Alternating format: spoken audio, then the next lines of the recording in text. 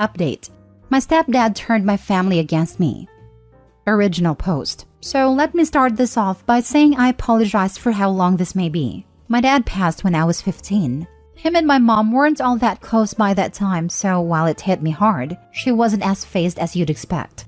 I joined the military when I was 17, and in my first year out of the house, my mom remarried. I never really vibed with the guy, just had different personalities and such. He would often make snide remarks and tell me to man up about any inconvenience I'd be upset about. This led to spats between us, and I was often just as at fault as he was for these disagreements, though it never got too serious. I got medically discharged after a little under 5 years, and my mom and him said they'd be happy to have me back in the house. I told them it'd be brief, just until I got on my feet and got a job. I'd even offered to pay rent, to which they declined. About 3 days into being back home, my stepdad got alone with me, asked what he thought a fair rent would be. I was confused, but it was his house, so we came to an agreement, and I kept it from my mom, assuming he did not want her to know, as he never mentioned it around her. I never asked for anything from them, not out of spite. I just wanted to do things myself. He had a son from a previous marriage. Him and I didn't share many common interests or anything, but I never had any issues with him. I'd say we got along. The only thing is, he was given a lot from them. Paid for his schooling, paid for his car, paid for his living arrangements through college and even after. I was a little less than a year older than him, so we started college right after they married. But like I said, I didn't want or need help. But it felt lame that he'd get all that assistance and I was immediately asked for rent. But I digress. I moved out after 3 months and not long after, met a girl who I was crazy about, and we started dating. It was my first relationship, and I was over the moon the entire time, like in that early relationship haze, but it was just constant. I was very nervous to bring her home. My mom and I were very close, and I always worried she'd be very judgmental of the girl I'd bring home. My worries ended up being unwarranted though. They got along extremely well. My girlfriend does not have a family really. Long story. So my mom and stepdad became like that for her. Her and my mom hit it off extremely well, to the point they were hanging out just the two of them at times, and it made me extremely happy. My stepdad even really liked her, and I felt it brought us closer together, which isn't something I felt I wanted until we were. His dad abandoned his family growing up, and he put himself through school and got a nice high-paying job all by himself, which I had immense respect in him for. About a year in, I knew this was the girl I was going to marry. I told my mom and stepdad and they both seemed extremely happy. She was practically part of the family already. My mom then gave me her engagement ring, my dad gave her which she kept. The job I had didn't pay great, so I figured even if it wasn't the ring she'd always have, it would be a great placeholder. But when I proposed, my girlfriend told me it wasn't a placeholder, and she absolutely loved it. I was legitimately never happier in my life. We started wedding planning, and my mom and stepdad said they'd help take care of the finances. It was the first time they'd offered to help me financially, and it really meant a lot. Fast forward to about 3 months later, I get a call from my stepdad who said I needed to come over. Felt a bit ominous, but I went over there after work. When I got there, my mom, stepdad, stepbrother, and fiancé. I saw her on the couch and could tell she had been crying. I immediately thought someone had died and went to go sit next to her, when my stepdad stopped me. He started hitting me with accusations of me cheating on her for our entire relationship. I was puzzled and told everyone there I don't even text any women I'm not related to besides her. Apparently, some girl had gotten my fiancé's number and told her that we were sleeping together for over a year now, but she didn't know I was in a committed relationship. She sent her screenshots of alleged conversations and knew stuff about me that a random person wouldn't know. I, like a fool, couldn't see what was happening in front of me. I was stunned, saddened, and furious. I begged her from across the room to look at my phone and see I'd never done any of that. Her and my mother were both weeping and I started to cry. My stepdad called me every word he could think of and escorted me out of the house while telling me if he saw me on his property again, he'd call the police. I spent the next several weeks trying to contact them to no avail. Calls, texts, voicemails, every messaging app out there, nothing. After those weeks, I got a call from my stepdad who told me to stop trying to contact her and that I was never welcome in his house or around his family again. I tried to call my mother over this time to no avail as well. After about a month, all I got from anyone was a text from my mother saying how sad and disappointed she was. My mom didn't really have much family, so they always spent holidays with my stepdad's side. They all shunned me as well. I saw their Christmas pictures on Facebook with my ex-fiancé present and seemingly in good spirits, which crushed me. The only family I had that would talk to me at all was my dad's brother and his family. Despite that, even they all seemed wary of me too. The only one that I think truly believed me was my uncle. I don't think I'd have made it without him, honestly. He showed me what I'd been missing in fatherly love, and I've never been so grateful for anyone. About 6 months after it all, I moved away from the East Coast and settled out in California, needing to get away from it all. A little less than a year after I moved, I got a call from an area code from back home, which I rarely got anymore. I picked up, and it was my stepbrother, whom I promptly hung up on. He called me back and I ignored it, but it stuck with me all day. I decided that if he called back again, I'd pick up, which he did later that night. It was awkward at best. He told me my fiancée was really torn up for a long time. It took her nearly a year to even start looking again for a significant other, when I hadn't at all since it ended. A few months into her doing so, my stepdad encouraged him to ask her on a date, which he did. Things went okay for the first couple outings, but never really clicked apparently. He told my stepdad about that, and the idiot told him, "I didn't get rid of Opie for nothing. She's a great girl. You need to figure it out with her." I almost collapsed, and it was quickly replaced with anger. Apparently, he had gotten a girl who I didn't know to pose as someone I had an affair with and forged some message screenshots to have her sent to my fiancé. Stepbrother told me he'd said it to him about a month ago, and he didn't know what to do. Apparently, it bothered him enough that he couldn't just sit on the info anymore, so he told me and said he was going to tell my mom and fiancé the next day. He called me first as a courtesy, so he knew what to say to them regarding me. I told him where I was and that I'd appreciate it if they didn't immediately contact me, so I had some time to digest it all. That was last Tuesday. I just texted him and told him I was ready to talk to them if they wanted to, and that they could call me tomorrow. I really don't know what I'm gonna say, or them for that matter. I expect some tears and a good number of apologies among other things. I don't really know if I'm ready to give forgiveness or anything like that. The only person I've told so far is my uncle, who I've asked to keep it to himself. Sorry again for how long this was. My therapist just had picked the wrong week to go on vacation and I needed to vent. Now for the top advice before reading the updates. Your stepfather is a truly awful, insecure, small-minded man. Just my 2 cents, but you should always stay no contact with him. He will never be on your side. You might be able to understand why ex-fiancé believed what she did, and even forgive her, but that does not mean you should re-establish any type of relationship. That boat sailed when she didn't believe you, or give you a chance to prove your innocence. There are plenty of other women out there for you to meet, who aren't easily manipulated, or dragging the baggage of faithlessness with them. So sorry for all the pain this has caused. But as long as your stepfather is in the picture, your own life will be much happier without any of them in it. Wow, man. This sure is a lot for you to process. I'm glad everyone found out the truth now, and you have every right to take your time to rebuild the relationships that were destroyed, if that's what you want to do. I highly suggest you start therapy too, and we would love to hear from you again. Started therapy after moving last year and most definitely have benefited from it.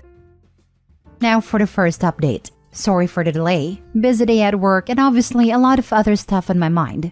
My stepbrother called me this morning and told me exactly what happened this past week. So apparently, what my stepfather said wasn't exactly what he told me. He elaborated more and said he was very careful with his words so as to not incriminate himself. Per him, heavily and very clearly implying what he did without directly saying what he did. Thing about my stepbrother is, he's much smarter than me. Instead of just walking to my mother and fiancé with that and getting into a shouting match with his dad, he took a different course that I wouldn't have thought of. He got a hold of my ex's phone and found a girl. Said it took him forever to backtrack it. He gave her a call and got her to meet him out in public. And that's where it all came to head. She was a Tinder match with my stepfather, which I think pretty clearly indicates that he had been sleeping around on my mom. That irritated me even more for obvious reasons. This girl alleges they did not sleep together. However, whether that is the truth did not matter to me. What does is my stepbrother talked to her and pulled on her heartstrings with his story and all that had happened. For the record, she clearly knew what she was doing. Maybe the time at hearing what had happened to me really shook her up, but again, it doesn't matter to me. She told him what happened. $1,000 for a phone call. That was the deal. He told her what to say and supplied the pictures of evidence. She made a call and that was that. My stepbrother asked her if she could tell my mother and ex, and even offered to pay her again for the record. She agreed to do it for free, and that happened on yesterday. My stepfather is on a business trip until Wednesday, so it was the four of them there. She came in and spilled it all to my mom and ex. Stepbrother said a tear started almost immediately from all three of them. After everything, he told them I was in California and that he'd tell them when I wanted to be contacted. This was before I texted him. A little backstory for you guys to try to understand some stuff about my mother and ex-fiancé. And this is in no way defending their actions, just to help some folks understand. My mother and I were inseparable after my dad passed. We were each other's rock. When I turned 16, I began to drink to kind of dull it all a bit. I told my mom we'd spent New Year's together the year I was 16, but ended up out with my friends drunk as all hell. I got a text from my mom who spent the night alone at home, and that was when we were never quite the same. She sent me a text about how sad she was all alone, and I felt like really bad over it. I stopped drinking that day until after everything went to hell. She's the type of person to always need someone. She can't handle being alone. I think when her and my dad's love began to fade, I filled that void. And when I was growing and ended up leaving home, my stepfather filled that void. Then my ex. As I said earlier, she doesn't have a family really. She had some real trust issues due to this, along with some really nasty past relationships. Despite this, she never would talk badly about past boyfriends, which I really admired. One was physically abusive, and I consider that an obvious exception. I, despite being debilitatingly shy, have been often told that I'm cute, especially by younger girls, meaning younger than me, not children. I never liked that title, as it's not very masculine, but got over it and learned to appreciate my boyish face and how often I would blush. My fiancé is just shy of 3 years older than me. I've always preferred older girls, had never given much time or thought to the girls who seemingly liked me because they were 18 to 20. This didn't stop the attention which upset my fiancé. She'd often ask why I wasn't interested in these girls, why I didn't leave her for someone younger and prettier, etc. I always found her extremely attractive, significantly more attractive than me honestly, and would always reiterate that to her, and that I never cared about any other girl. Okay, sorry to get off track. That again I hope brings a little insight to why I think they did what they did and believed what they believed.